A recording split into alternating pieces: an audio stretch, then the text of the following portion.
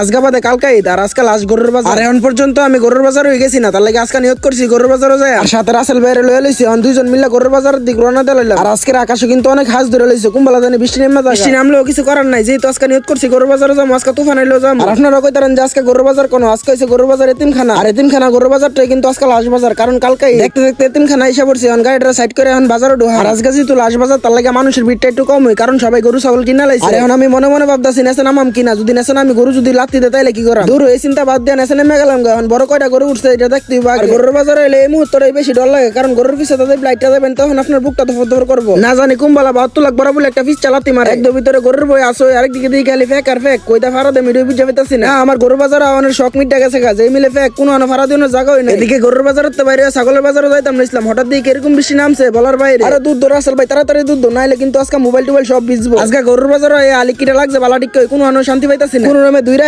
Model মসজিদের নেশা দাঁড়াইছি। আর বৃষ্টি যে মিলে নামছে, এই বৃষ্টি কুম্বালা জানি শেষ হল্লই জানে। যাক দীর্ঘ অনেকক্ষণ পরে বৃষ্টিটা থামছে, এখন সোজা বাইর যেতে কইব। আর এখন আমার গাড়িটা ঠিকভাবে আসেনি এটা দেখতে হইব, কারণ আমার গাড়িটা লাগে একটা আলাদা চিন্তা লেগে গেছে। ও মামা এনে দিয়ে আমি একটা ফুরবি রেখে গেছিলাম, এনে দিয়ে 3টা ফুরবি হয়ে গেছে। আর হ্যাঁ, সবাইকে ঈদ মুবারক। আর যারা যারা ভিডিওতে এখনো রিয়েক্ট দেন না তাড়াতাড়ি রিয়েক্ট দিয়ে দেন। আর আজকের ভিডিও পর্যন্ত, ভিডিওটা যদি ভালো লাগে অবশ্যই লাইক কমেন্ট শেয়ার করে দিবেন। আর নতুন নতুন ভিডিও পাইতে অবশ্যই পেজটা ফলো করবেন।